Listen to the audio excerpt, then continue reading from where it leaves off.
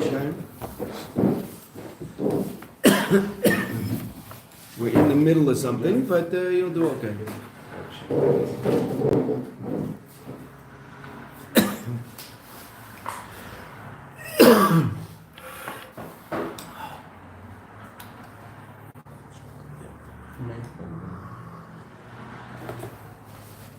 you need water? There's water in that. Not very much, both. Okay, yesterday we started Ois Dalet. The Rebbe is explaining the Indian of Tefillah L'Moshe.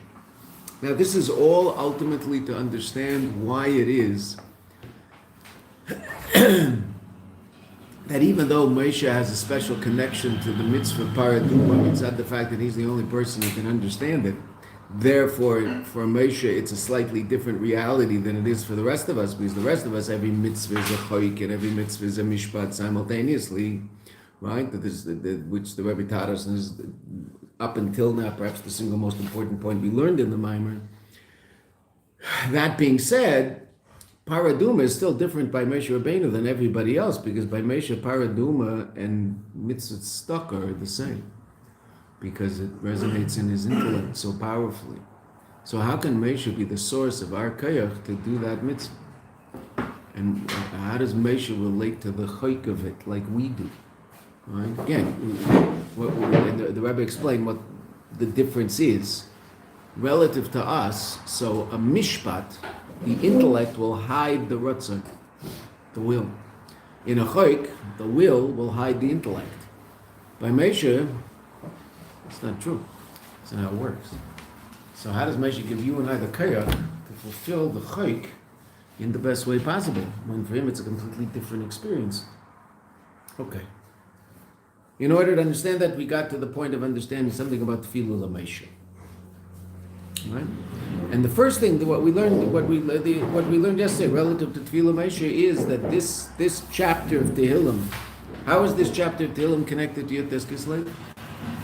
I know we're not talking about Yud Tes Kislev. The day of the month, beautiful.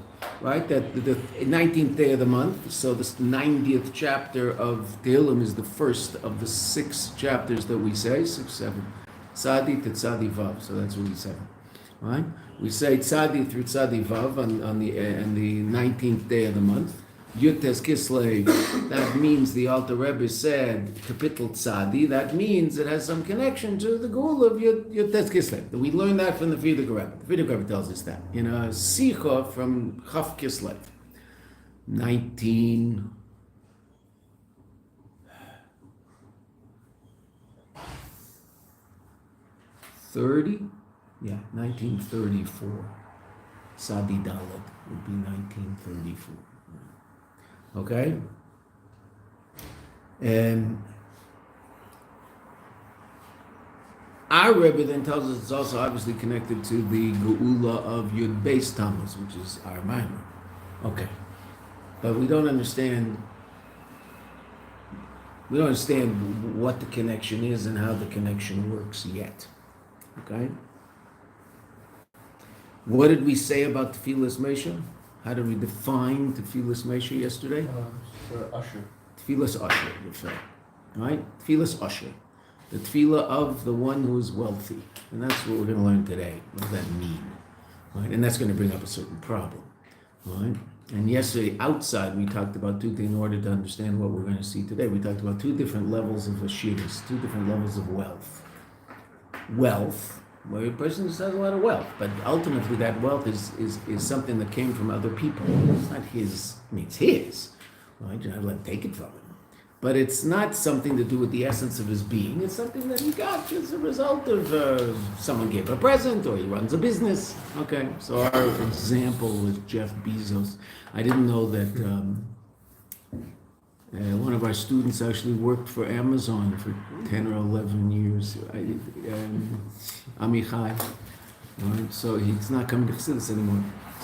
He lives a long way away. But yesterday I thought he worked for Amazon, so I said, we mentioned Jeff Bezos in Chassidus. So he said, well, actually he came up in Gemara also, evidently. I don't remember how. But he said he showed up in Gemara also. So he's not an usher be'etzim. He's an usher because you buy products on Amazon. And if you stopped buying products on Amazon, he'd stop being rich, right? I think he'd still have enough left, but he wouldn't make any more, right? Because it's not who he is, it's just what he does. Okay, yet there's someone else. What was our mashal for Asher Be'etzim? King of France. Okay, King of France. Wow. No. We said the King of England, the King of France. There is no King of France. Right? He's long dead. Right? His wife lost her head, and I don't know what happened to him in the end. Right? So the King of France is definitely not Asher Be'etzim now. Right? He was at a certain point. There's no doubt about that. But the King of England, why is the King of England rich? Because he's the King of England. No one's giving him anything. He just is. He is what he is. Okay. So now, of course, that also can be taken away on some level, but in terms of understanding the mashal. So we're going to see that Moshe Rabbeinu is Asher Be'etzim. Moshe Rabbeinu isn't an Asher because he received something from someone. Moshe Rabbeinu is an Asher because he's Moshe Rabbeinu. Okay. Now, what does that mean? Let's see. I say, just to the left of the coffee stain. The Yuvan's actually is right in the middle of the coffee stain, but we won't say anything about that. The Yuvan, I guess I just did. The Yuvan ze bahakti madiuk da admer marshav nishmas edim b'ma'amar dibra maskot tefillah l'meisha. Right? We saw this line yesterday. This is understood by a careful reading of the Maimer of the Rebbe Rashab. Rebbe Rashab, the Frierdiker Rebbe's father, was Rebbe until 1920, the Rebbe Rashab. Frierdiker Rebbe was Rebbe from 1920 to 1950, and our Rebbe took over after the passing of the Frierdiker Rebbe, officially a year later, but Lamaisa, right away. So the Rebbe Rashab said in his Maimer, Dibra Maskal Tefillah L'Meisha, the Maimer that begins with these words. The Rebbe said such a Maimer in the year Tafresh Samech. It means 105 years ago. 25 years ago. Hare inyan hatfilahu shemispalo l'kadosh baruch hu shemales machsara. Tefillah is to daven to HaKadosh Baruch Hu to fill that which is lacking. Right? You need something, so you'll ask HaKadosh Baruch Hu if you can fulfill that need. And this is the line we didn't understand, which we will. And since the usher isn't lacking anything, we could imagine an usher is lacking something. Okay, say it, but the Rebbe just told us the usher that is described by the Zayar as Tfilas usher, that usher doesn't that lack anything. How does that work? We'll see. Since the usher ain't a chaser shum davar, ma'uin Tfilas ushers, then what is the usher davening for? He's not lacking anything. Okay, simple question.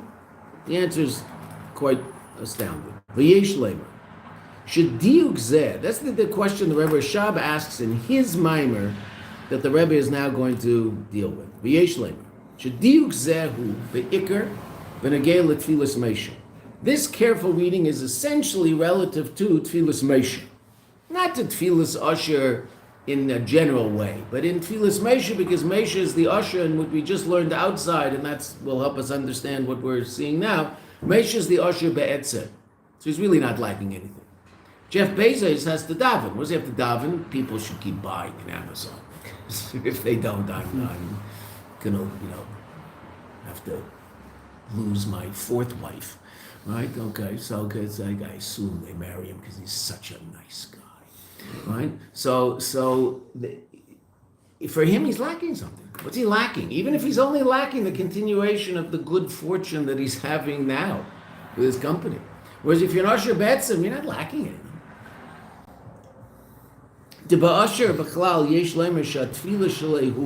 That in the usher in general, you could say that his tefillah, he shekadosh baruch hu yimale es machsere haruchni.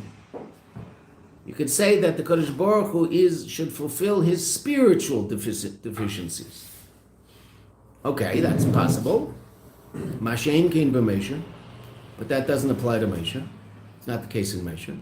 Shigam b'yesel lamata, that even when Meisha was below, Hey irbei b'gilui, it shined in him in a revealed way, hamakar shaloi, his source, Kemeshu Batzilus, as it is in Olam Atzilus. Now, we talked about this a couple of shiurim ago. We went through the four worlds, and what did we say about Olam Atzilus? Olam Atzilus is a godly world. It's not a created world. It's the world of the creator. It's not the world of the created. The first reality of created existence is called Olam Habriya, the world of creation. What's there? Gan Eden Elyon, souls, very holy souls, after they've been in this world, go there. Right? Malachim, very holy Malachim, Chayas Veifanei HaKadosh are there. Okay. There's Olam HaYetzirah, which is also a spiritual world. What's there? Gan Eden Tachton, your average everyday Jew, after he goes through whatever he goes through, after he passes away, he goes to Gan Eden. That's Gan Eden Tachton, lower Gan Eden, which is still an unbelievable place of revelation. Right? Okay. What's there? Also, angels. All sorts of different types of angels live in Olam HaYetzirah. It's a metaphysical world. Right? But it's a world. It's a created world. And the stuff there isn't God. It's created stuff. Okay. It's even the nefesh, the neshama, on the level in which it's created. There's a level of neshama that is just a little piece of elokus. Chelik elokami mal mamish, a little piece of God from above. There's that aspect of the neshama. But as the neshama descends down, so it also ultimately enters into the world of creation. So to speak, it becomes something that's relative to creation. Okay? And that's why there's a part of your neshama that is transcendent of that. There's a part of your neshama called Chayesh of the Nefesh that lives in Olam Atzilus right now, as you're down here. The fourth level of your neshama is in Olam Atzilus. Olam Atzilus is not a created world, it's a godly world. What happens in Olam Atzilus? What's there, so to speak? We've talked about it. The 10 spheres. 10 spheres. HaKadosh Baruch Hu reveals himself in something that we can sort of call finite. Does that mean God's finite? No, God's not finite. But, as we've said many, many times, and we'll say many more so that it's so absolutely clear to you that it's as clear as the back of your hand, God is also not infinite. Why not? Because infinite's limited. What can't infinite be? Finite. God can. God's beyond infinite, beyond finite. He's the source of both states of reality. What you and I call infinite, that's called or, light. What you and I call finite, that's called kelim, vessels. So finite revelation of godly reality is a function of light being clothed in a vessel and allowing that light to express itself in a particular way. Right? The mashal that we use about light shining in a room, okay, so there's not a lot of color in this room. I mean, there's a few things that are colored here. Is it still here? Is this it? Is this the same one? No, we just have pink, the same color as Josh's hat. Oh, well. Right? So what is this book doing? This book is revealing a very specific and finite expression of light called pink.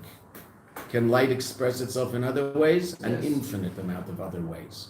For all intents and purposes, right? An infinite amount of shades. Okay, we've done this so often that my right hand is getting bored. But I didn't do it with my coffee cup today. Right? Okay, we don't want that again. If I spill this all over me, I'll really look weird. Okay, so, right? So what's this doing? It's revealing the pink in light. How do I know there's pink in light? Well, here you go. There you go, there's pink in light. Because this thing can't be pink if there's no pink in light. If some scientist rigged up all the lights in here and didn't allow the red photons of light to shine out from the source of light, then this would look gray. Because we wouldn't see any shade of red. Why? Because red exists in light. And here's an expression of that. Does that mean light is red? No.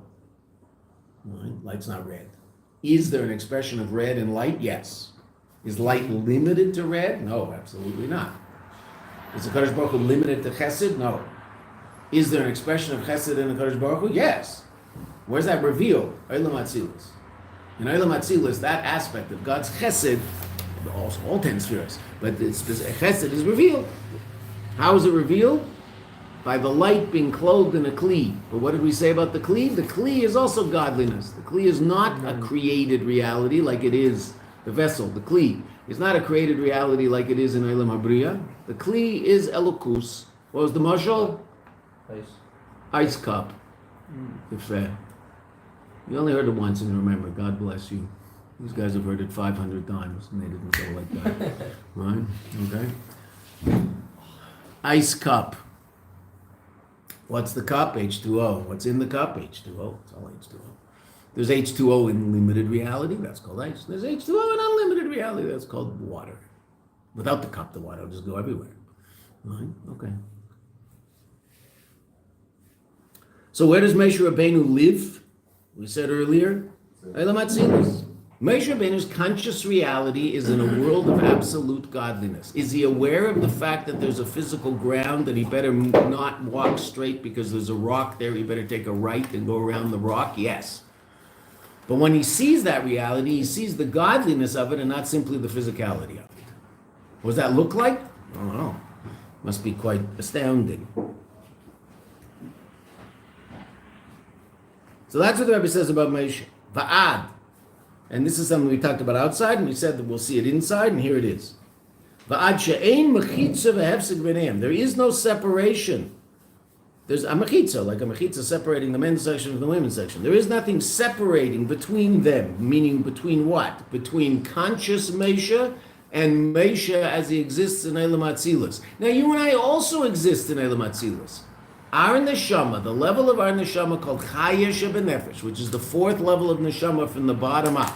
Nefesh, Ruach, Neshama are the three levels of soul that are clothed in the body. Chaya Shebenefesh is the fourth level of soul, and that, where does that live? Right now, as you're sitting down here, part of your neshama is in Eilam Atzilus, experiencing unbelievable godly revelation.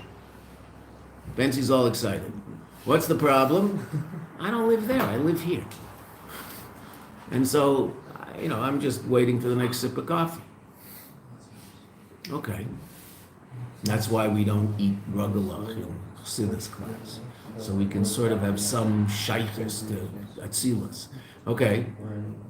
So Moshe Rabbeinu's conscious reality in Eilam Hazeh is Chaya Shebenefesh, Atzilus, a place of absolute godliness. Ein psik beineim. Let's see what it says. Moshe loy psik taima. When the Torah writes the words Moshe, there's no psik taima. There's no. No, it's obviously in the Sefer Torah itself. There's nothing. But when we write the tamim, the notes of the Torah, so generally in between Avram, Yaakov, Avaya, there's a psik, a little bar. Moshe, there's no psik. Why? Because Moshe down here and Moshe up there are one and the same. Avram Avinu, as great as Avram Avinu was, Avram Avinu in Atzilus, and Avram Avinu down here in Eilam Hazeh were two different states of reality. Yaakov, as great as Yaakov was, Yaakov Avinu down here was not living Yaakov in Atzilus.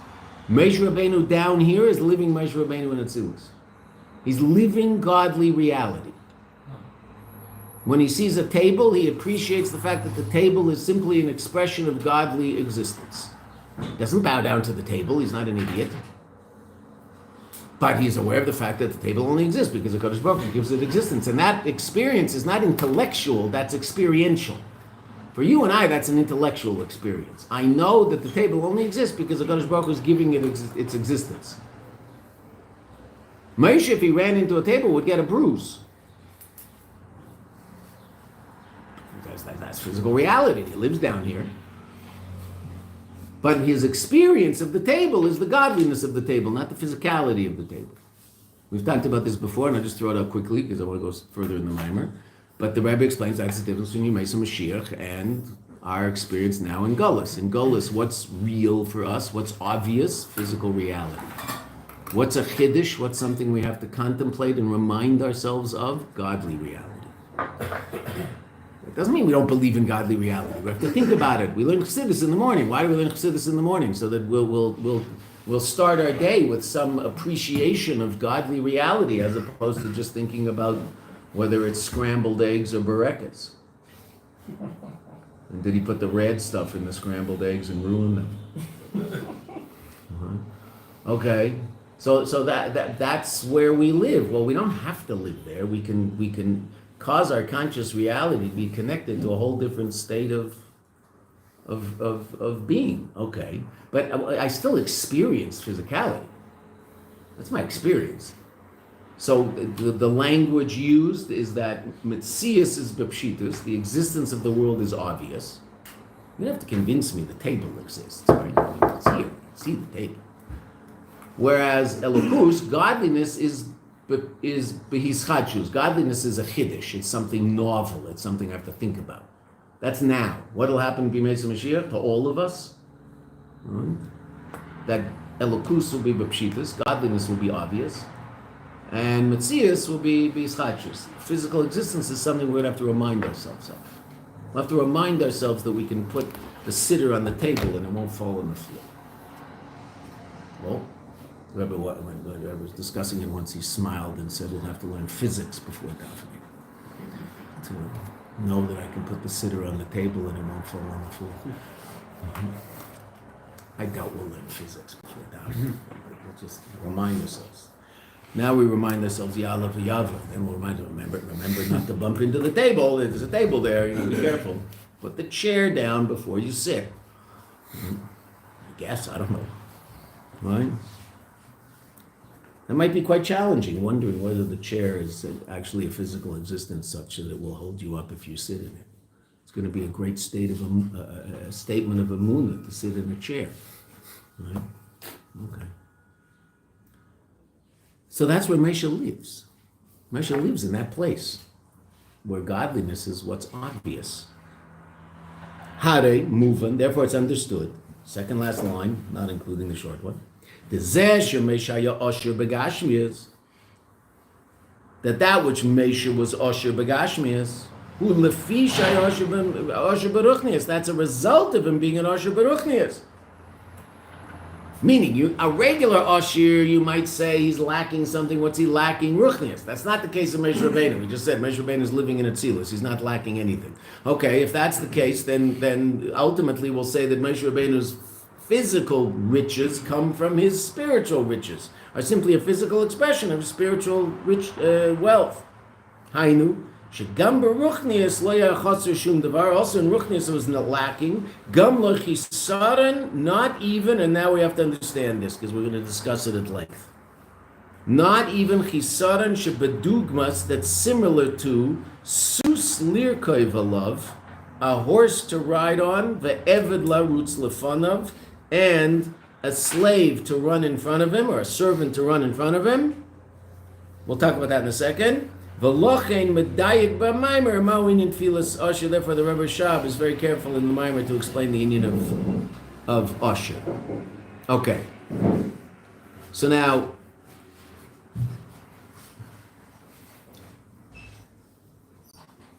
what was I talking about? Okay, there's a pasuk in the Torah that talks about the fact that you have to give an ani stock. And what do you give him? You give him that which he is lacking, double language. So what do Chazal learn from that?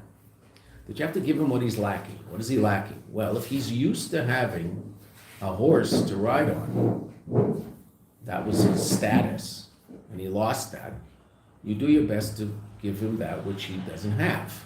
Right? So in modern terms, right? Someone had a car.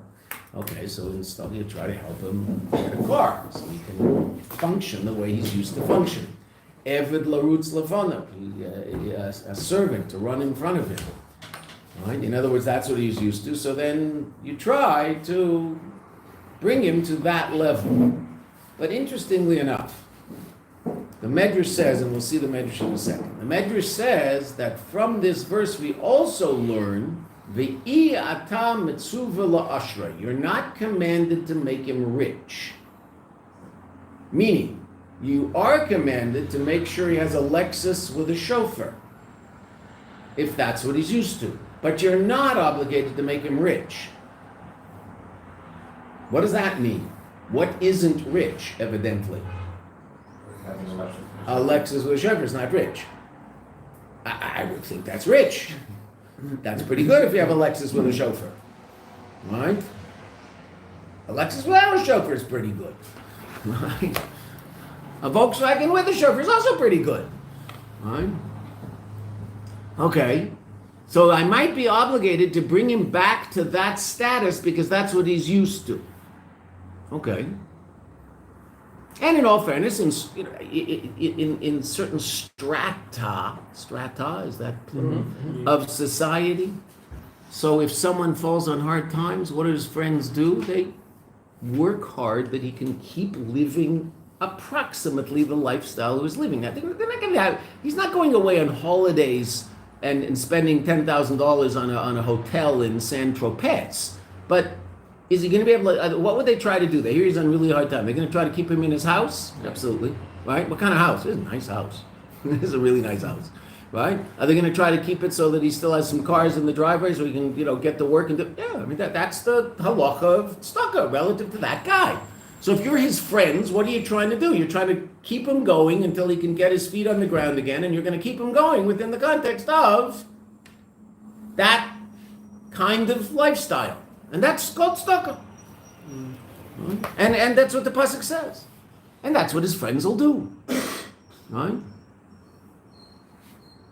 And if you're Stephen Witkoff and you're having some financial trouble, who do you turn to?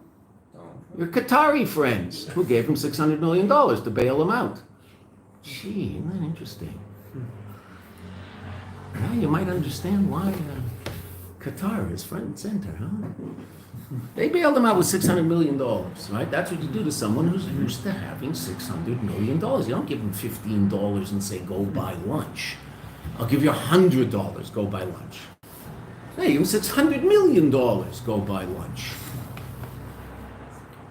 Okay, and he got his feet back on the ground and, ended up buddy with the guy who's president. What are you going to do? He's Jewish, of course, which means he's not good for us.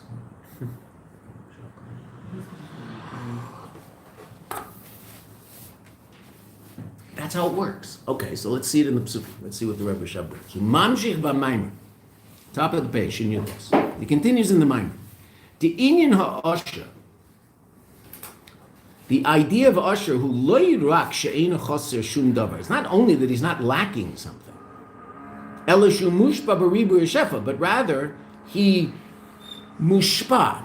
Shefa is bounty. Mushpa is someone who receives that bounty.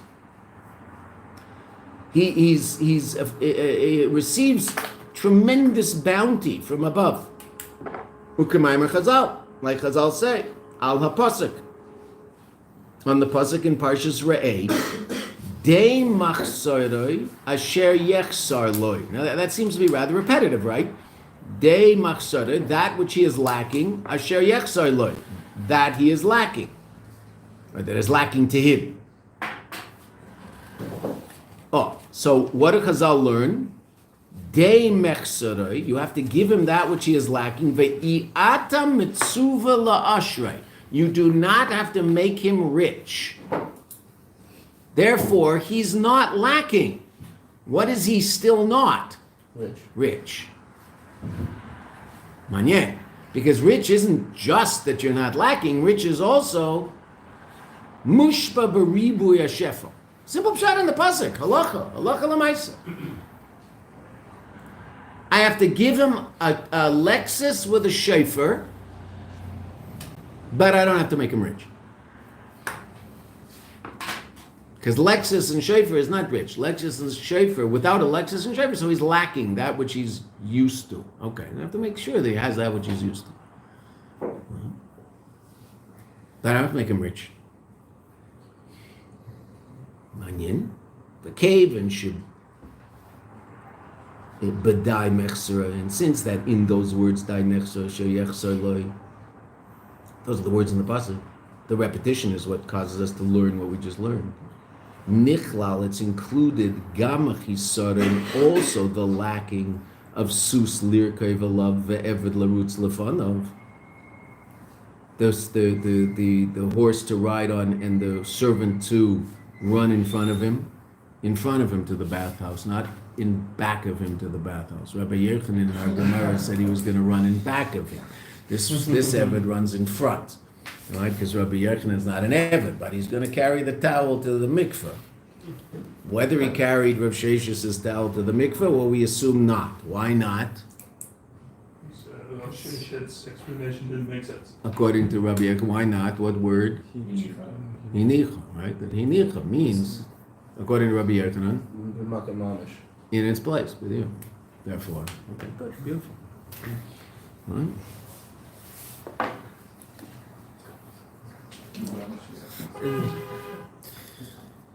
V'afal pikein, even though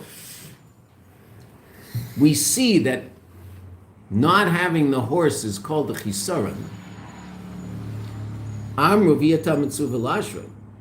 So you give him the horse, but that's not called being rich, because rich is beyond simply not lacking. Rich includes not lacking, which is what we wanted to say all along, but it includes even more. Not only does it include not lacking, it means mushba b'ribu shefa, unbelievable bounty in Gashmis and Ruchnis.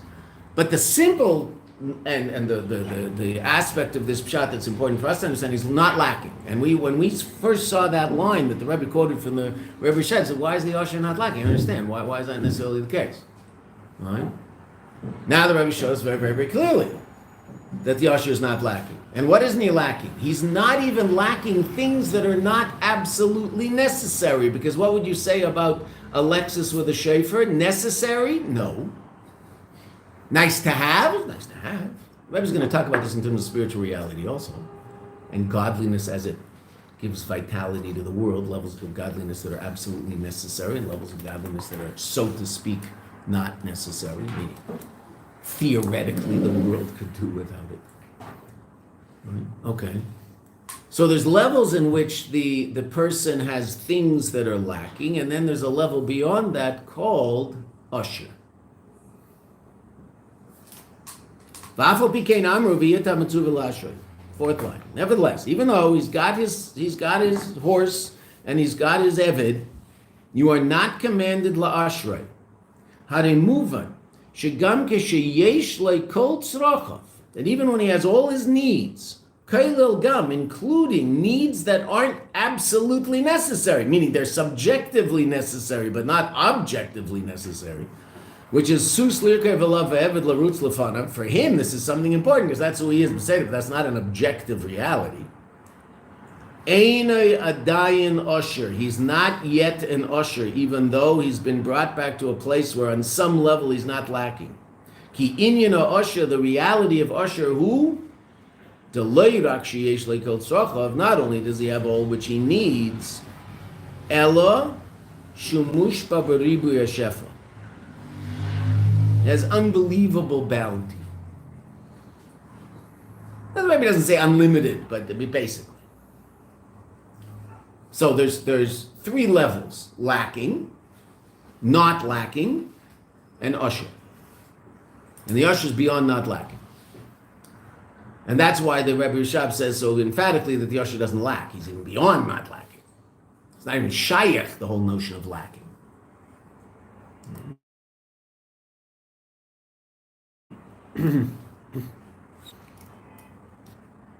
Va'al pi mashakosov li'il, and based on that which we learned earlier, the zeh shemesha, that which Mesha haya usher begashmias, the reason that which Mesha was rich in gashmias, who lefi shaya usher beruchnias, is an expression of the fact that he was an usher beruchnias, which is also just simple pshat of Mesha Rabbeinu, because much of his riches in gashmias came from what?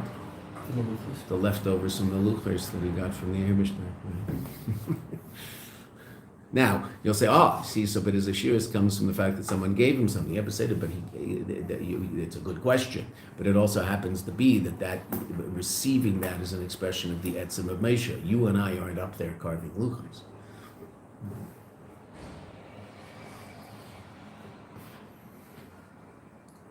Now it is interesting. We're not going to get into it, but people discuss it. The fact that all of the Yidden in the Midbar were evidently extremely rich. Right? What Chazal say about everybody in the Midbar? They all had 90 Chamerim, Luvim, Malaim, 90 Libyan donkeys. Ever seen a Libyan donkey? Wow, what a donkey. Right? Full of Gashmias. Okay. So everybody was rich. But not, they might not have been lacking, but they weren't rich, not like Moshe. Relative to us, they were. That's for sure. And also in Ruchnius, obviously, in terms of what they were experiencing in the desert. Muvan, it's understood. Moshe's material wealth came from his spiritual wealth. The Neisef Lezeh, in addition to the fact, Moshe lo yashum chisaron chas v'shalom, in addition to the fact that there wasn't any lacking in Moshe, gam lo chisaron shebadugma sus lirkei v'lav, not even a lacking similar to the horse to ride upon, meaning he wasn't even lacking something that's not ultimately necessary, meaning you and I might even call that not lacking. You're not lacking anything, so you have a horse. Okay, but say there's only a few people have a horse. That's not called lacking. No. Even that level is not shaykh to Moshe.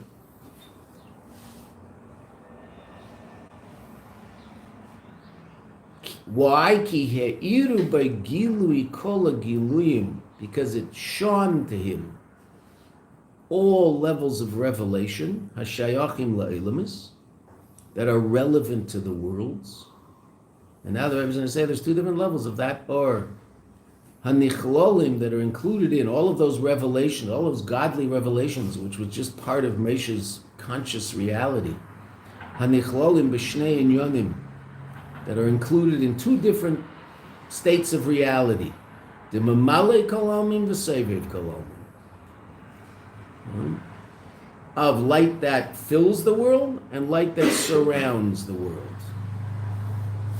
Okay, so now we have to understand mamale and seviv. Anybody who would like to give a quick little lesson on mamale and seviv? Okay, I will. Encompassing. Two different, there are other levels also, okay? We're going to see, there's going to be a level beyond the two of them, okay? Which is with Taka, where my she is. But there's two different levels of light. When we talk about godly light that's responsible for the existence of the world, so there's two different levels of that light. Or Sevev is just infinite godly light. Why Sevev? It's all encompassing. Why is it all encompassing? It doesn't mean it's not here. Well, it's here, just like it's anywhere. It's not like it's encompassing the world, that if you take a plane, you take a spaceship and you fly out of the universe, you get the Or Sevev. No.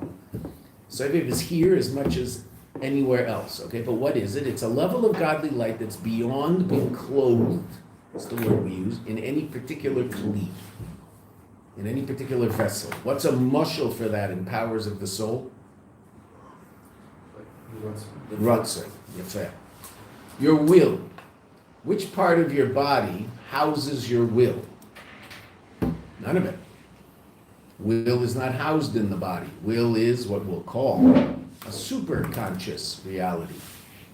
Therefore, the reason I'm moving my hand is I want to, the reason I'm speaking is because I want to, the reason I'm looking at the clock is because I want to, and the reason I'll scratch my ears because I want to. The most sophisticated and least sophisticated actions of a human, the reason I'm moving my big toe is because I want to. The reason I'm learning Chassidus is because I want to. Everything is equally an expression of Ratzon. Now that doesn't mean every Ratzon is equal. There's what's called Pnimius Ratzon and Chitzonius Ratzon, the inner will and the external will. You do things for the purpose of something else, right? If I get, the example brought often, let's go through it very, very, very quickly in terms of understanding Ratzon, right? I pick up the phone. Why did I pick up the phone? Because I want to pick up the phone. I don't pick up the phone if I don't want to, right? Okay, why did I pick up the phone? Because I want to call the cab.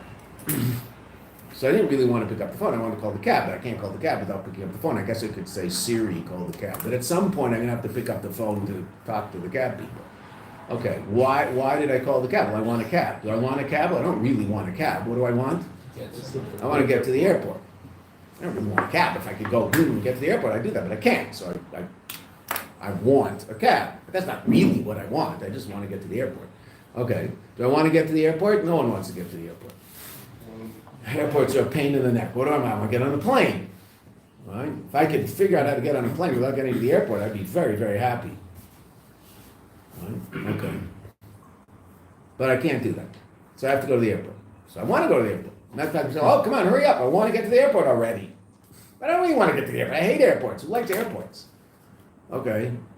I want to go wait in line. I don't want to go wait in line. I want to finish with the line. But in order to finish the line, I have to go wait in line. Fine, so I go wait in line.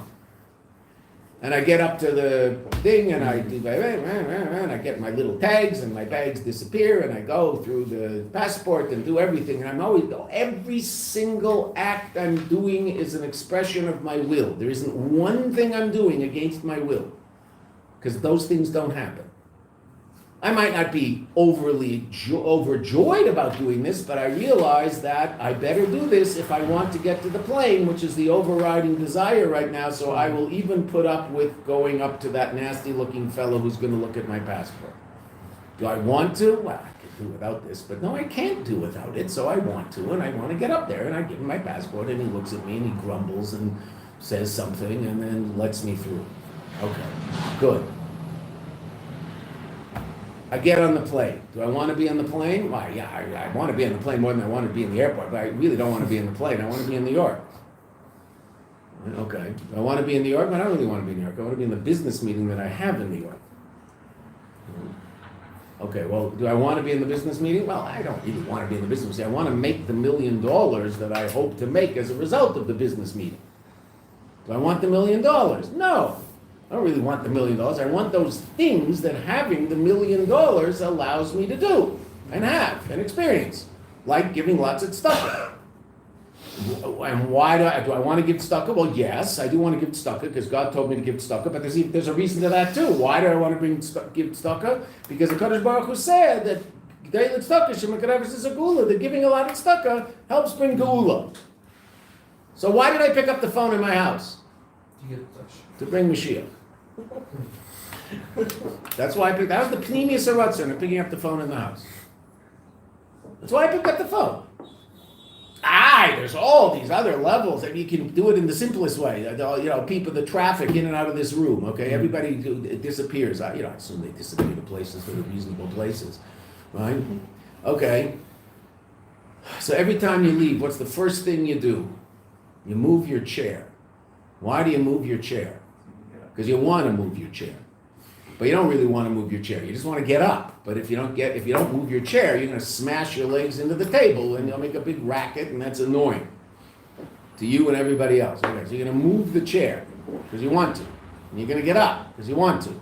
But really, all you want is a drink of water. So the reason you moved the chair, and the reason you walked out of the room, and the reason you took a right turn, and the reason you went straight and then down the stairs and found a cup, and all of that is for one reason only.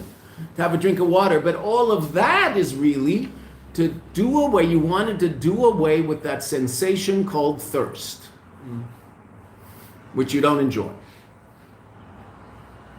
So you moved your chair. That's how Ratzon works. Okay, so there's Pnimius and Chitzonius.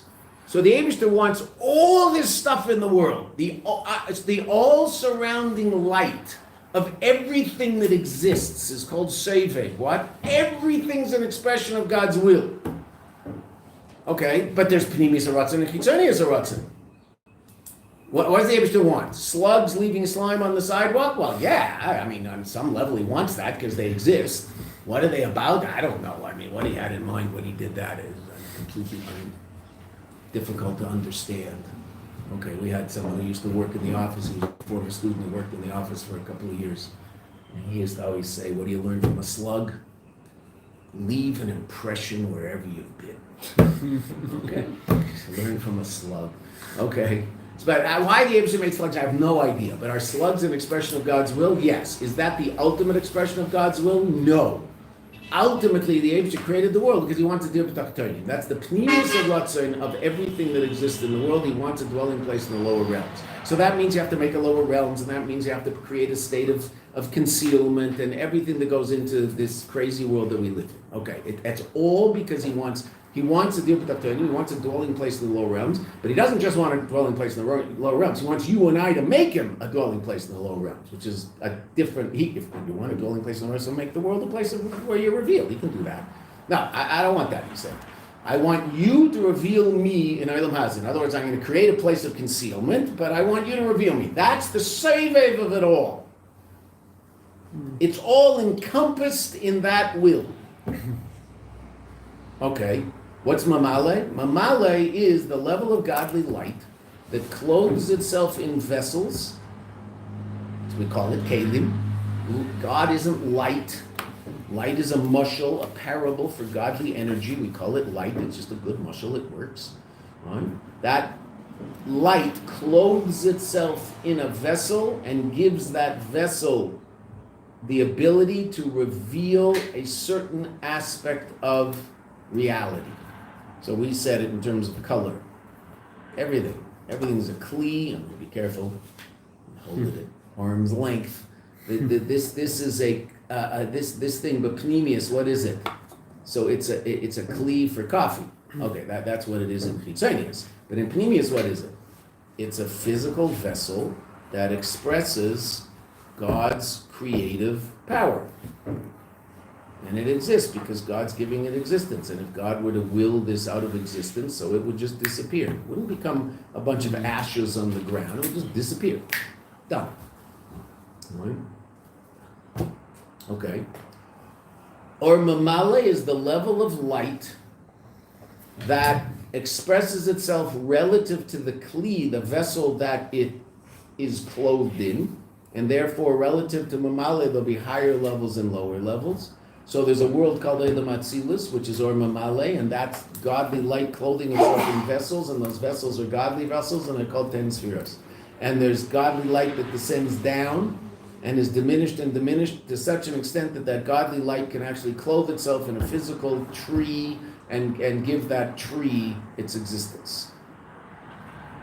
And down here, that Or Mamale, that light that fills, which is the direct source of the existence of everything that exists, is completely concealed. Can't see it at all. You can see it with your conceptual eyes. You can't see it with your physical eyes. I mean, some people can. They're called tzaddikim, say that. But that's Moshe Rabbeinu, right? Okay, but most of us don't see it. So mamale is a level of light that's different in all the worlds and is revealed by virtue of the kli, the vessel that is revealing it. So therefore, it's the source of what you and I will call finitude, finite reality. The light itself is not finite, but the light can be clothed. It's such a way it can be clothed in vessels and therefore bring about differentiated reality. So you and I see many, many, many things. Okay. Now, physical light. The reason we use the mushal of light, well, physical light is very, very similar to that. Why is it that you and I are able to see all the differentiated reality in this room? Because the physical light that's smashing into our eyeballs at 186,000 miles per second. That doesn't hurt. I don't quite understand that. But, right? I guess my glasses slow it down. Right? So the physical light that you and I are experiencing here is just the right amount of physical light to see all the differentiated reality. What if these lights were, 25,000 watts each? What would you and I see? Nothing. Well, we'd see the light, but we'd close our eyes because of the pain. Okay, let's say we could stand the pain. All we would see is light. We would not see any differentiated reality. Is it there? Well, it's there. I just don't see it, right? We've all whited out, right? You've done that, where you walk out of a dark room into, especially in Eretz Yisrael, the sun is very, very bright. You walk outside, you can't see anything for a minute. First, wintertime bathroom visit at 6:30 in the morning, right? You turn on the light in the bathroom, can't see anything it takes a couple of seconds. What happens? Tzimtzum. What's happening? Who's being mitzamsem? Your pupil is being mitzamsem the light. So the light is just the right power of light to allow you to see the differentiated reality in the bathroom. So you're going to see where the place over there is, and you see where your toothbrush is, and you see where the tap is, and you're not going to step into the shower. Right? Whereas when you first turn on the light, you can't see anything. Okay, so Sovev is that first experience. There's no differentiated reality in Sovev. It's infinite reality. But it's a level of infinite godly light that's relative or relevant to worlds. That's why it's called Sovev Kol Almim, that which surrounds the worlds. It's defined in terms of the worlds, but it's a level of light that's too powerful to be clothed in finite individual kelim or reality. What's mamale? Or mamale is when that light is diminished and somehow godly light can be expressed in finite. How can godly light be expressed in finite? Well, we said God's not infinite, God's not finite. He's beyond both, so he can allow himself to be expressed in finite.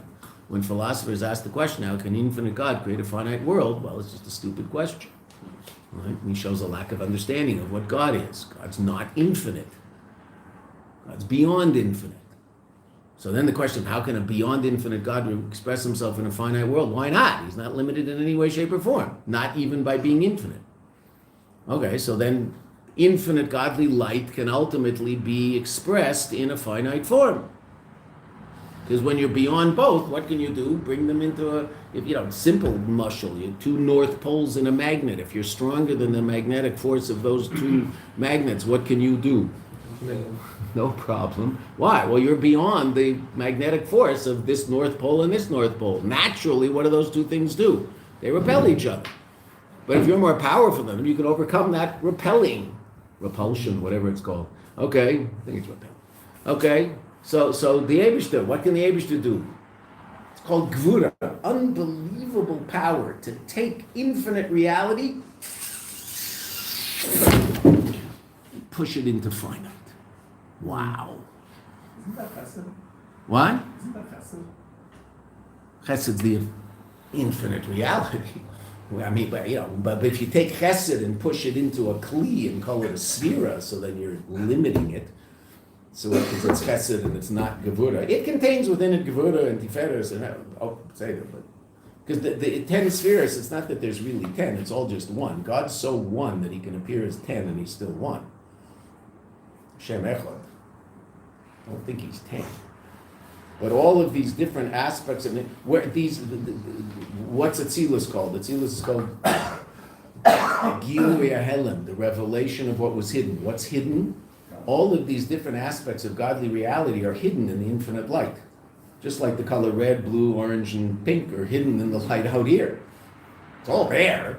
You can't see it. Why? Well, because it's not expressing itself within the context of a kli. It's expressing itself in some sort of infinite way. Okay, but when that light touches this kli, it's not clothed in the kli, because the light isn't giving the kli existence. It reflects off the kli. So now what happens? The pink of light reflects off this object, and you experience a finite expression of light, a moshel from a malek. What else is this object doing? Absorbing all the other light. Right? Not letting you see it, hiding it. So this thing, on one hand, reveals a certain truth about light, the pink of it, but it hides an even deeper truth about light, which is the infinite quality of it. Because the light out here could theoretically express itself in an infinite amount of colors. And this one's saying, haha, light's pink. Is that true? Well, on some level it is, right? On another level, it's not really true. So what do Kalim do? Reveal a finite expression of light, hide the infinite reality of light. They do both simultaneously. That's what Kalim do. Right?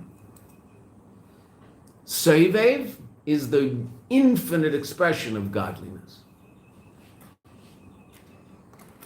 The power of infinite in God. Kalim are the power of finite in God. Where do Kalim come into being?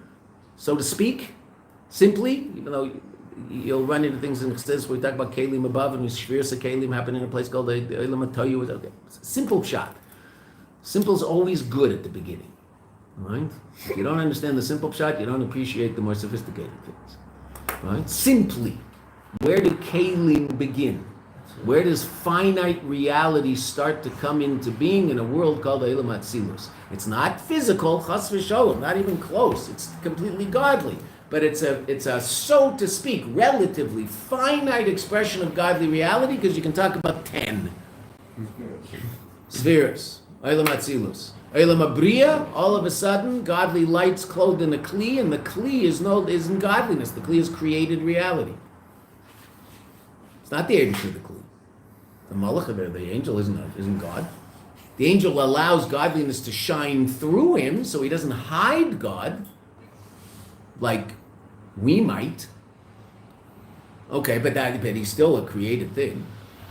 Right? And you and I, until it gets down to Olam Hazeh, this is all Mamale, this is all happening in Mamale, until it gets down into Olam Hazeh, where you and I completely conceal godliness. Different levels of Mamale. What are examples of Mamale? Powers of the soul that clothe themselves in particular parts of the body. We brought an example of Seve from powers of the soul, will. A power of the soul that doesn't clothe itself in any particular part of the body. It expresses itself equally in all parts of the body. You move your hand because you want to, you wiggle your toe because you want to, you think a deep idea because you want to. It's all Ratzon. In Mamale, incredible difference between the power of intellect and the power of movement. And the Kli that is the Kli, the vessel that clothes the power of intellect, is an unbelievably sophisticated Kli, and it's very well protected so that it won't get smashed, and if it is smashed, so then you end up like Muhammad Ali. Drool for the last 20 years of your life. Why? Because you better not let anybody hit this, because it's pretty sophisticated, right? The Kli is very sophisticated. Why? Well, the that has to be clothed in that Kli is very sophisticated. This Kli is also relatively sophisticated. It'll sting for 5-10 seconds. Anything happen to it? No. Joe Frazier's hands are fine. It's Muhammad Ali's brain that is mush. Right? Because hands are not like brains. Okay. So, this Kli contains a light that's a much less sophisticated light, so the Kli is a much less sophisticated Kli. That doesn't mean it's not sophisticated at all. It can be, this one doesn't know, but I'm sure there's people in the room who can play a Bach concerto with this thing. That's pretty sophisticated. Okay? But it's not quite what's going on in here. Higher levels, lower levels of Mamale. All this power of sight. What's power of sight? It's a power of the soul that's clothed in the eyes. Eyes don't see, souls see. Because when your soul leaves your body, your eyes don't see. Your eyes are simply a Kli, a vessel for the expression of the power of sight that exists in the soul. Power of hearing is expressed by this Kli. Power of speech is expressed by these Kelim in here, which make all sorts of different noises by virtue of moving the lips and where your tongue is, etc., etc. Right? Power of smell, power of movement, power of intellect. Each of those powers has a specific Kli in the body that allows it to express itself. And seeing is not hearing. Hearing and seeing are two completely different powers of the soul that are clothed in two completely different parts of the body. Okay. And intellect is something else. Now, obviously, my intellect uses all of the experiences that are happening with the rest of my body in order to come to some understanding of what's going on in my life. Okay, say that. But that's still intellect, and it's not seeing, it's not hearing. Mamale, the muscle powers of the soul, sight, hearing, speech. Sevev, the muscle powers of the soul, Ratzon. Also Tainuk. Tainuk is also Keser. 3 heads of the crown. The first 2, Ratzon and Tainuk. What's Tainuk? Pleasure. Where do you get pleasure? Where do you get pleasure? You can get pleasure, you can get intellectual pleasure, emotional pleasure, physical pleasure, spiritual pleasure. Where's pleasure rest in your body? Rest in my body. You can experience pleasure in all sorts of different ways. It might be the single greatest physical pleasure you've ever experienced was hiking up a mountain on a really hot day, and you encountered a freezing cold mountain stream, and you took off your boots and you put your feet in the stream and you went, wow, this is really good. Wow, does this feel good? Your feet. Oh, wow, does this feel good? And it feels unbelievable, right? Or you were snowshoeing and then your feet were frozen and you got back to the cabin and there was a fire burning and you took off your boots and you put them you put your feet in front of the fire. And, boy, does that feel good. Don't burn your toes, but right? It feels very good. Takes a little longer. The cold water is immediate. That's going to be a little longer because you're going to get some, it's going to feel a little weird. And then sooner or later, your feet are going to be nice and toasty. And does that feel good? Okay. Feet. Tainug. Because Tainug's a makif. Intellectual, spiritual, physical. All sorts of different levels of Tainug. Come across an idea in Chassidus and go, wow, that's unbelievable. You just experience incredible pleasure by virtue of learning this idea. It's even better than putting your feet in the street. What's the third thing in the crown? That's one tiny thing you said is three. Emunah. Which crown is this? Emunah. Kesser. Gimel rushing the Kesser, the three heads of the crown. Kesser. 3 levels of Makif. Emunah, which is Etzim. But I don't want to go there. But where does your Emunah come from? From your essential connection to Rabbi Baruch. Mm-hmm. Jews believe in God because of who we are, not because we've thought about it. Right? Now, you have to think about it in order to bring it into your conscious reality, so it should be part of your seichel, the seder. But the source of your belief doesn't come from the fact that you've thought about it. Just like the source of your love for a parent doesn't come from the fact that you've thought about how nice they are. You've contemplated them, and then therefore you love them. You love your parent because you have an essential connection to them. At a certain point, you start thinking about that, and therefore you express it in a more mature and healthy way, right? But the source of the love isn't the fact that you're 20 years old and you finally figured out that maybe your father's not such a jerk. Because I figured it out. It was Mark Twain, right? 15, I thought my old man was a real fool, jerk. He used some word like that. At 20, I was amazed at what the old man had learned in 5 years. Okay.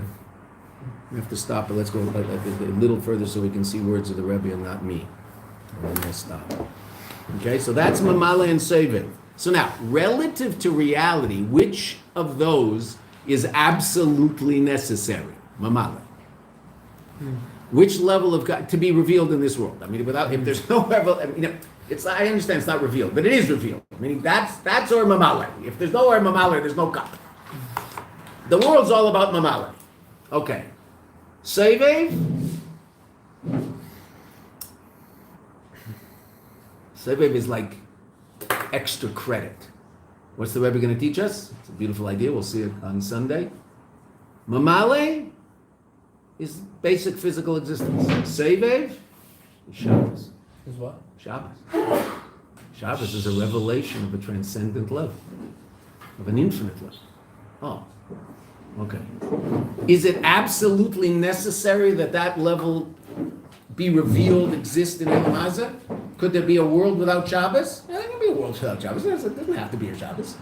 There has to be Mamale in order for there doesn't have to be anything. The Abishah can do whatever he wants, but within the context of how it all works, there has to be Or Mamale in the world, right? Because that's the source of reality. Does there have to be a revelation of Sevev? No. There's no Shabbos. So we're miserable, Beseder, but okay, we're still here. It's not like we disappeared. Last night I was doing some filming of these little things that we're doing. I've talked to you guys about. So I was talking to the guy who owns the studio. So he has a partner who's non-religious. So at a certain point, 5 years ago when they set up their partnership, Shabbos became an issue. So he's not a Lubavitch, this guy, but he wrote the Rebbe, like how to deal with it, and got an answer. I don't remember the exact details of the answer, but he got an answer. And he went to his partner and said, okay, Shabbos, Demko, which is the name of the company, can't have any profit from Shabbos. So the other guy said, okay, but if I do some work on Shabbos, if I shoot on Shabbos, and then I sit in Demko and I work on that on Monday, So, isn't Demko profiting from Shabbos? That's what the so-called non-religious guy said to his religious partner. So the non-religious guy said, look, Demko is closed on Shabbos. We don't work on Shabbos, I don't work, you don't work, no one works, and it'll be fine. So he was there last night. He told me, the frum guy told me the story, and the other guy was there. He sets up the mic and tells me where to stand and the sound and all that stuff. So I asked him, how's Shabbos? He says, oh, it's the best. A day off. How did I live without this? You know, I don't know whether he makes Kiddush at home necessarily, doesn't go to shul, but he has a Shabbos. Is that absolutely necessary? No. Could the world exist without it? On some external level, yeah. That's Seibeno. We'll see. And that's going to be relevant to what's absolutely necessary and what's not necessary, but nice, and what's a shiur. It's going to be a third level. Thank you, You said the sutra was the Chabad. So what was Milan and then what was the sutra? Everyday reality. Everyday physical reality. We're going to see it inside. I just said it outside because it's late. I want to clarify.